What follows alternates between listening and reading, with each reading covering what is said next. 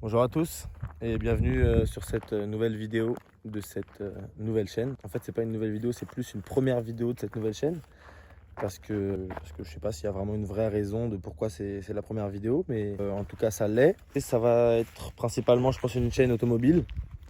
Donc comme vous pourrez le constater, j'ai aucune expérience dans YouTube. J'attends vos retours en commentaire et je suis parfaitement conscient que dans cette vidéo il va y avoir plein de points à améliorer. Bref, j'ai créé cette chaîne parce que je suis un passionné d'automobile depuis que je suis tout petit, vraiment. Donc toute ma famille a travaillé dans les voitures. Voilà quoi, j'ai un peu baigné dedans et j'ai créé cette chaîne en espérant partager mes expériences automobiles et mes expériences mécanique, même si je vous avoue qu'il n'y aura pas beaucoup de mécanique, hein. J'ai de très modestes connaissances en mécanique pour être honnête avec vous. Donc sur la chaîne, il y aura principalement des présentations de voitures, des essais et puis des projets, je l'espère. Donc si j'ai un problème avec la voiture, je pense que je ferai une vidéo dessus, etc. Aujourd'hui, j'ai décidé de vous présenter ma voiture actuelle, donc, qui est une 523i BMW E39, donc une série 5 de 99, donc c'est une phase 1 avec le 6 cylindres en ligne, des jantes M d'origine et un paquet intérieur. Les feux arrière et avant de phase 1 ils sont vraiment différents, enfin pas vraiment l'arrière mais surtout l'avant en fait. Sur les phases 2 il y a le petit cerclage, bon là qu'on voit pas parce qu'il y a du soleil, mais en tout cas là c'est illuminé un peu en LED. Donc ça c'était sur les phases 2.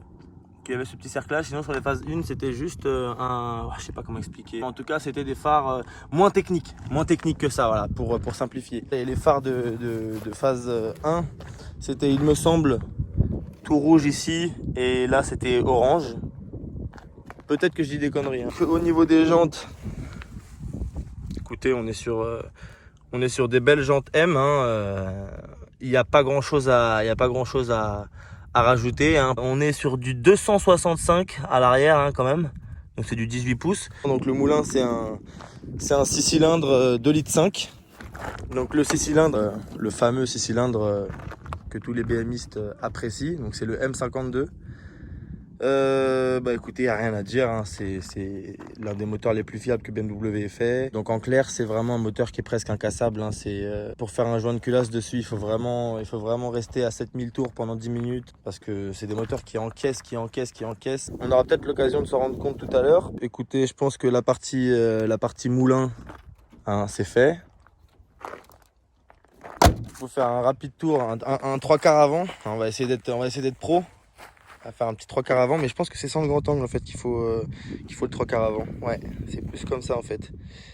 Ce petit spoiler n'est pas vraiment d'origine, hein, voilà, je vais pas vous le cacher. Je crois pas qu'il soit d'origine. Bon, inutile de le préciser, hein. Ce petit silencieux, on dirait un silencieux Rémus un peu. Bon, il va dégager dans pas longtemps. Ouais, il y a une petite caméra de recul aussi, hein. Ça, 99, c'est pas d'origine. Qu'est-ce qu'on peut rajouter? Il y a des petites vitres teintées à l'arrière. Les jantes, elles sont un peu mangées, hein. Je crois qu'il y a un... Comment on appelle ça? Un Jackie qui a essayé de les repeindre,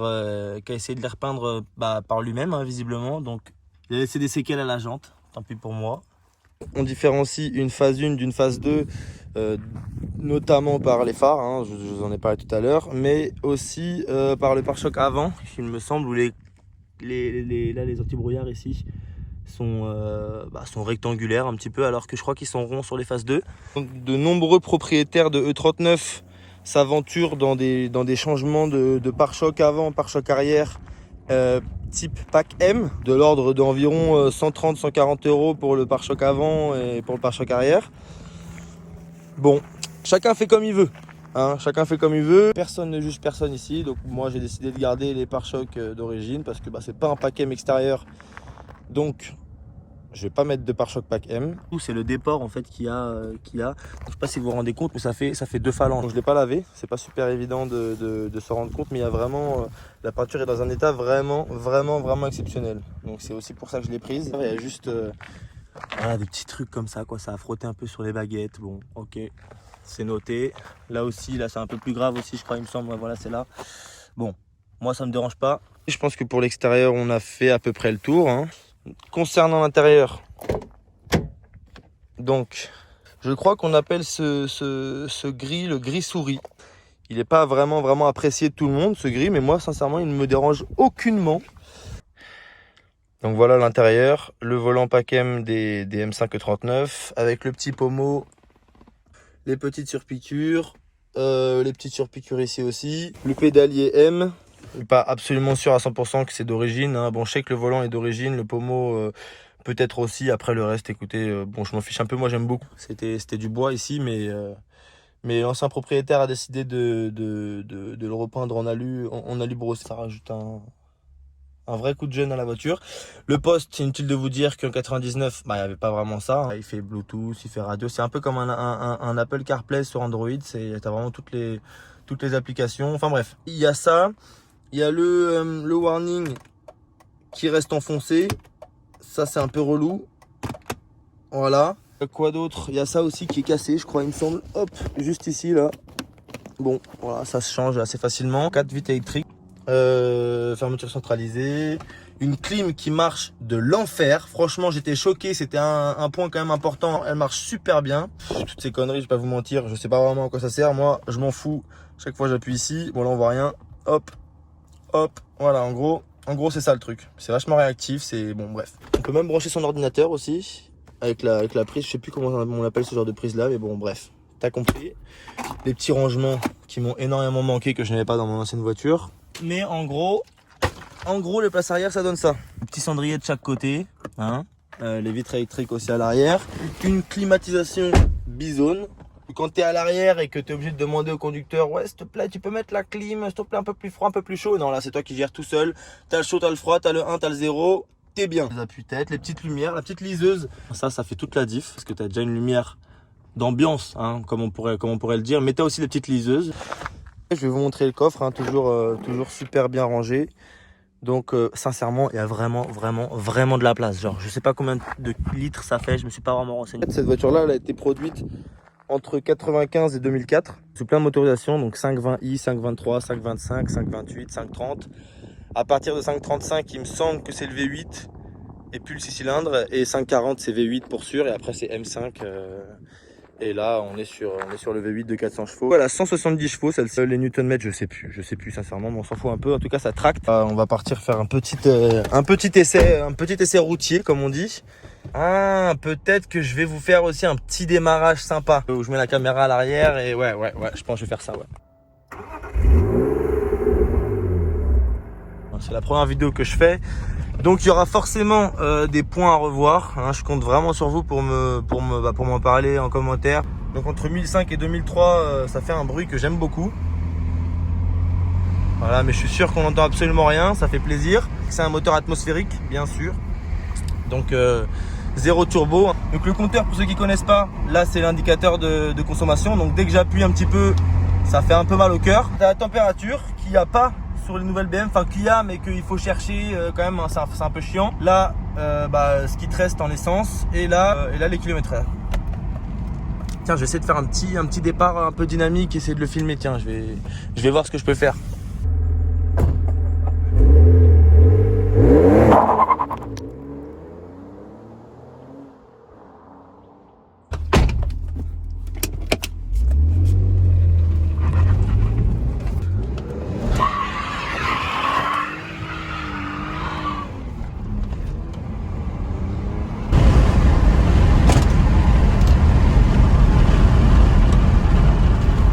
Toujours dans le respect de la législation routière.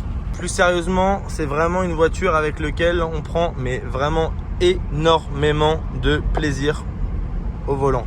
C'est encore mieux que ce que je m'imaginais. Est-ce que c'est pas une mauvaise idée si par hasard je mets le téléphone là-dedans, que du coup vous voyez comme ça en fait, enfin vous voyez derrière? Non? Bon, je sais pas. Encore une fois, c'est ma première vidéo, hein. Il y aura forcément des ratés, forcément des choses qui iront pas.